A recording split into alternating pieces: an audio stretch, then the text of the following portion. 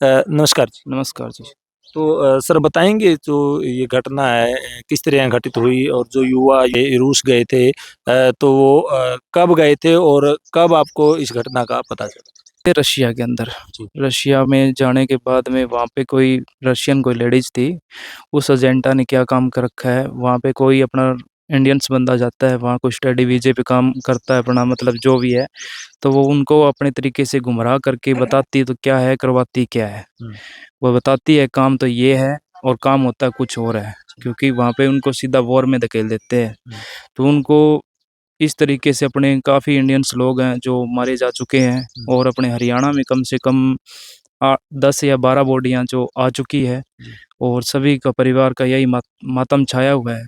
बार-बार से हमारी यही सीएम साहब से भी अपील है और बार-बार से भारतीय जनता पार्टी की ओर से जो नरेंद्र मोदी जी प्रधानमंत्री जी से भी यही प्रार्थना है हमारी, केंद्र सरकार की ओर से भी।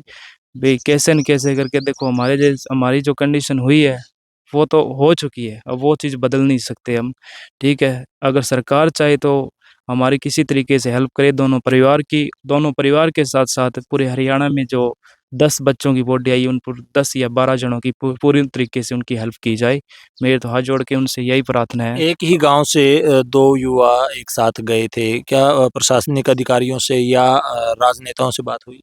राजनेताओं से बात हुई है, सीएम साहब से बात होगी, उनसे बड़ा कोई राजनेता थोड़ी है, जो हरियाणा का जो मुख्यमंत्री है, चीफ मिनिस्टर है, तो उनसे भी सारी बातें बता दी, सब कुछ कर दिया, 2-3 बार उनसे पर्सनली मैं मिल भी आया मदद नहीं और किसी तरीके से कोई मदद नहीं एक मिली। लिस्ट भी जारी की गई थी, उनमें लिस्ट नाम भी था इनका। लिस्ट जारी करने से क्या होता है? लिस्ट तो वैसे भी हम ही किसी तरीके से कंप्यूटर पे एडिट करके डाल देंगे, हुँ, वो तो हम भी कर सकते हैं, इतना नॉलेज हमें भी आम बच्चे को आजकल हर बंदा जानता है ये चीज़ें। हुँ, तो ये चीज़ें उनको सोचनी चाहिए, भई एक मानवता कितनी बड़ी चीज़ होती है। हुँ, अगर आप हो या कोई बड़ा राजनेता हो, देखो मैं कहना नहीं चाहता पर दुःख ऐसी चीज़ होती है जो कुहा देती है, हुँ, ठीक है?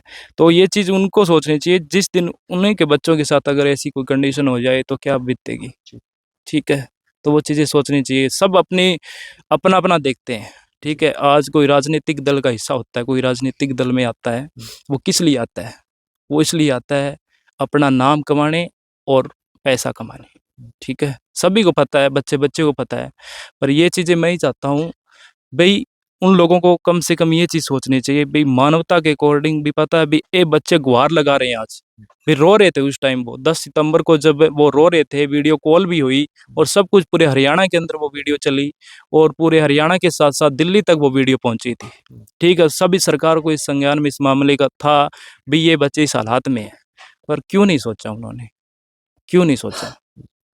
तो देखिए परिजनों की बहुत मार्मिक अपील है। अगर उस समय उस वीडियो पर गौर कर लिया जाता इंडियन एम्बेसी के द्वारा, तो शायद आज वो बच्चे हमारे बीच में होते और इनका कहना है कि हमारे साथ तो जो घटना घटी है, वो घट चुकी है, लेकिन किसी और के साथ इस प्रकार की घटना न घटे। अब भी अगर सरकार कोई उचित कदम उठाए और भी हरियाणा के जो नौजवान हैं, उनकी जान बचाई जा सकती है। माँग क्या है? हमारी माँग सरकार से यही है, जितनी भी फैमिली है, जितनी हरियाणा के बच्चों की बॉडी आई है और हरियाणा सरकार अपनी ओर से करे तो देखो मैं यही बार-बार मैं बोलता हूँ, देखो एक डी ग्रुप की नौकरी कोई बड़ी नौकरी नहीं होती, हुँ, पर एक नॉर्मल नौकरी होती है, पर सरकार चाहे तो 10 फैमिलियों के लिए वो जिस कोई तो ऐसी कंडीशन में है जिसके एक ही बच्चा था, हम तो चलो माँ-बाप के एक-एक और बचे हुए हैं, हुँ, ठीक है? तो अगर हमारा माँ-बाप का पालन-पोषण अगर हम अच्छे से करें तो हमारी सरकार इस चीज़ में मदद करे या तो हमारे दोनों फैमिलियों में से एक-एक बंदे को नौकरी दे हुँ, और प्लस में अगर माँ-बाप की सुख-सुविधा की खातिर वो अपनी अपनी तन-मन से कैसे करके दे, जी, अपने कोटे से कैसे हरियाणा सरकार करके दे, ठीक है? हमारी यही प्रार्थना है, ये मैं हमारे लिए नहीं, हरियाणा में जितनी 10-12 बॉडियाँ आई हैं, उन बच्चों के जी, लिए भी ये इनकी चीज़ें सभी के लिए आप अपील कर रहे हैं। हाँ, सभी के लिए मेरी अपील है, सभी के लिए मेरी प्रार्थना है। जी, सिर्फ़ मेरे अकेले के लिए नहीं है, पर वो भी फ़ैमिली ऐसी है जो अंकित जाट है, वो सोनीपत से है। हुँ, उसकी वो तो जमा गरीब वो हमारे से और ही गरीब से फ़ैमिली से है, पर उसके सिस्टर बची है, तो उनकी सिस्टर को भी एक जॉब मिले। जी, हाँ, मेरी यही प्रार्थना है जी। सरकार से। तो विजय पुनिया के चाचा जी हमारे साथ हैं जिन्होंने विजय को पाल-पोस कर बड़ा किया था क्योंकि विजय के जो पिताजी हैं उनकी बचपन में ही मौत हो चुकी थी और उनको विजय को जो पाल पलोस के बड़ा किया, उनके चाचा जी हमारे साथ हैं, उनसे हम बात करेंगे कि किस तरह से विजय को पाल पलोस कर बात किया।